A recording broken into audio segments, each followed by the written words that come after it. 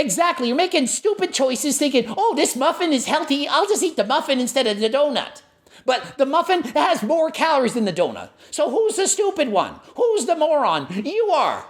And it's your responsibility to educate yourself. Coach Greg, today's video is on Jeremy Ethie, and does he know anything about dieting and losing weight? I've done several videos on him, and some are good and some are bad, hoping this is a good one. Multiple people have tagged me, written me, said you need to review this video, and even looking in the comment section, comment after comment saying Greg would be proud or Greg would disagree. So I'm going to watch the video and comment, does this make sense? Not sense? Is this a good video to watch if your goal is to lose weight? Bacon, trail mix, pasta, turkey bacon, strawberries, and this big thing. Would you have guessed that each of these portions contain 200 calories? Yes, but the thing is, I have a lot of experience with nutrition, and so for the most part, people are clueless on how many calories they're actually eating. They look at a food and they just can't tell. They are not mindful eaters. They're just eaters. They just eat because it tastes good. Problem is, that is not conducive to weight loss. To lose weight, you need to be in a calorie deficit. And if you don't know how many calories you're eating or how much you're burning, how would you know if you're in a deficit after all? That is why there's a big problem. People don't think CICO, calories in, calories out works. Then they start thinking, well, I must need to go on a keto diet because I'm sensitive to carbs. Or I need to intermittent fast because, well, that's how my body works. You know, it's hormones. I know it's a tough pill to swallow, but calories in, calories out will, bear with me, always work. Always, every freaking single time. Always. No, it doesn't. It's an exception because I did. Nope. You just didn't know how many calories you're burning off or how many you're eating.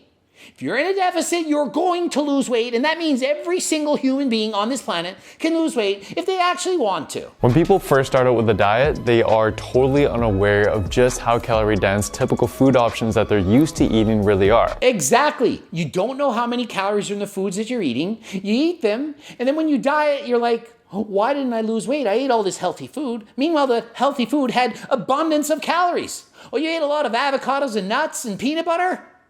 Doesn't mean you're going to lose weight. They have a lot of calories. You need to be in a deficit to lose weight. So most people think that when they go to a dietitian that we're going to change everything that they eat, and that's not true. Exactly.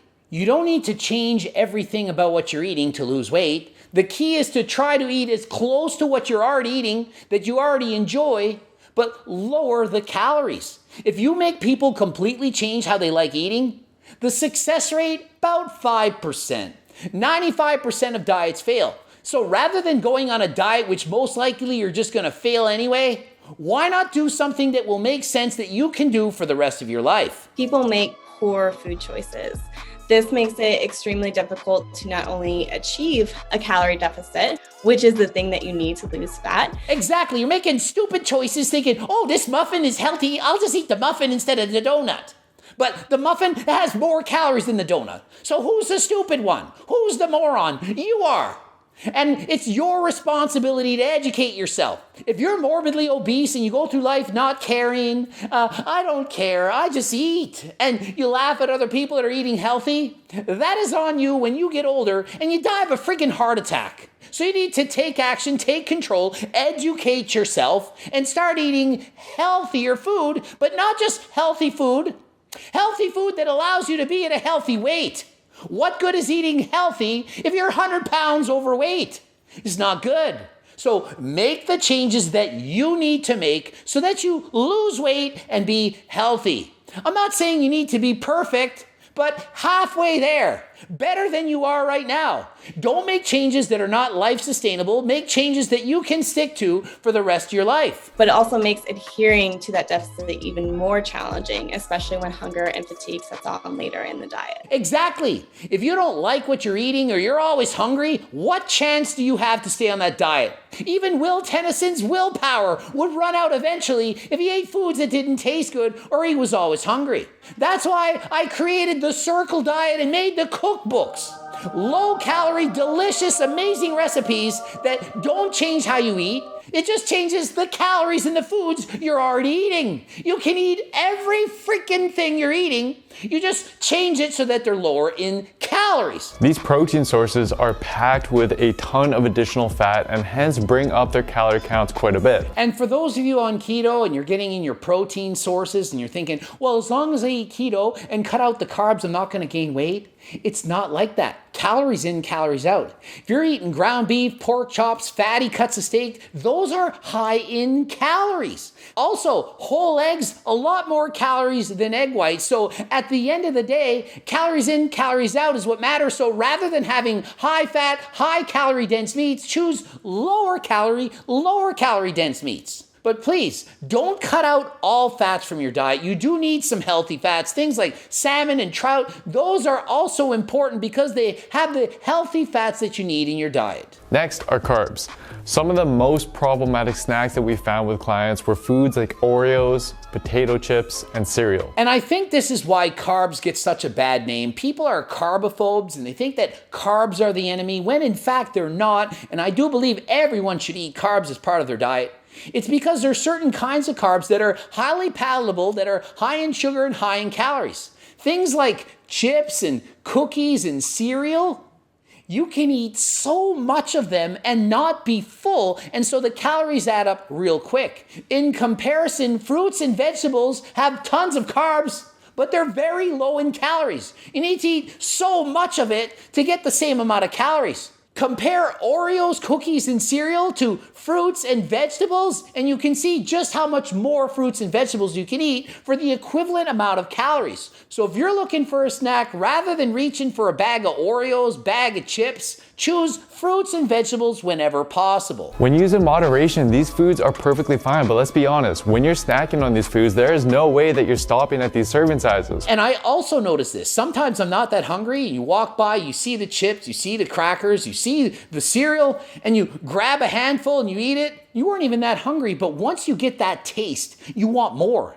It's reminding you of how good it is, and you just want to keep eating. It's a biological evolutionary response. Your body wants to get extra calories. The more calories your body can hold on to, extra body fat, the more likely you'll survive a famine.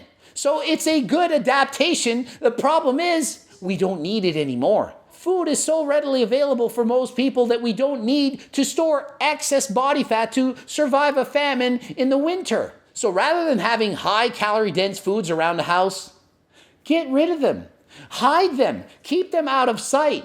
Out of sight, out of mind. If you see it, you're going to want to eat it. Why do you think they advertise on commercials all the time? Because the next time you see it, you're going to remember, oh, I remember that commercial. That looked delicious. I need to eat it now. And if you keep seeing it, it's going to make you hungry. Here's what 200 calories of strawberries look like.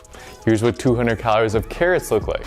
Here's what 200 calories of air-popped popcorn looks like. And you all know I'm a fan of popcorn, low-calorie dense foods. I average 2 to 3 bags every single day because it's so low in calories. And it gives you the crunch. You can put salt or sweeteners and so on it, spices, make it taste amazing. So it's a good substitute for chips, which are very, very high in calories. Which leads me to another big problem food that most clients had trouble giving up with: ice cream. And I don't blame them. It's delicious, but the calories, they add up very easily. And ice cream is just mind-blowing. Like, to visually see 750 calories of Ben & Jerry's in that little bowl, I'm eating 2 of those bowls, which is 1,500 calories. Rather than that, guess what I'm having? Of course, you know, protein ice cream, you can lift it over the head for way fewer calories. And since discovering how to make thick protein shakes and protein ice cream, it's been so much easier for me to maintain a healthy weight. If you haven't tried protein ice cream, you gotta give it a try. Remember, there's so many of these recipes in my cookbooks. Please get one. Discover that recipe alone can make or break your diet. Think of it, if you love ice cream and you find a substitute for it, that one substitute can easily allow you to be in a deficit. Add to that a few changes like substituting popcorn for chips or having anabolic French toast and so on. It can make or break your diet. You don't need 100 fancy recipes. You only need a few recipes that you truly enjoy that you will eat for the rest of your life. Instead, a much better option that's my personal go-to and still actually satisfying would be something like 2 servings of fat-free Greek yogurt sweetened with cinnamon and a sugar-free sweetener. Yeah, that substitute is not bad, but if it's not enough, you have to make it 80% as good as the real thing. I highly doubt that Greek yogurt is 80% as good as Haagen-Dazs or Ben & Jerry's ice cream. So please, experiment, but don't sacrifice too much. If it's only half as good, you're probably not going to stick to that. So make changes that are realistic that you actually will continue to do. If you happen to try protein ice cream and it's not 80% as good, try a different recipe. I don't want you to eat things that are half as good as the real thing. If you love pizza and the pizza you try is only half as good, that is not good enough. Get the cookbook, try the recipes out, and choose the ones that are 80% as good to you. It might be 100% as good in some cases. For example, the cheesecakes in the cookbooks, I like them more than the real thing. You might not. Well, don't eat those. But if it's something else, maybe it's a pancake recipe, a lasagna, a sloppy Greg in the mouth, just try it and choose the ones that are 80% as good as the real thing. And here is what 200 calories of zucchini noodles looks like. So yeah, think of it, a pound of zucchini, 4.5 times 17, it's like close to 80 calories, so you can eat a ton of these things because they're vegetables. Same goes for many fruits. Choose low-calorie fruits and vegetables, and you will be shocked at just how much food you can eat and still be in a deficit. And you can do this without the cookbook, but in the cookbooks, I've added fruits and vegetables and said how much of each you can eat for 100 calories in order. So you can quickly go from lowest calories to highest calories and choose the option that's best for you. Maybe you're on a diet and you want lower calorie fruits. Well, you're going to choose strawberries over blueberries because they have lower calories. Maybe you're bulking, you want to add some weight. You're going to choose bananas over blueberries because bananas have more calories than blueberries. A quick and easy reference guide for you to lose, gain, or maintain your weight. Now, all fats in general, even healthy sources, will be very dense in calories. But this doesn't mean that you should avoid them, since we do need a minimum amount of fat for our bodies to properly function. Exactly. Mindful is the key word here. You need to be aware of just how many calories are in the fats that you're eating, because you do need healthy fats. But fats are so much higher in calories, 9 calories per gram versus 4 in a carb or fat. And you might be thinking, hey, I'm eating broccoli and vegetables at every meal and I'm not losing weight, but you're not tracking in how much oil and butter you added. So what might be 50 calories of broccoli is 250 calories once you add the butter. And for people saying, no, I can't cook without the oil or butter because it'll stick, there's a thing called a non-stick pan. It's 2021. You don't need to be so dumb anymore. You can actually use your brain and think. And you spray pan 1 second, 10 calories.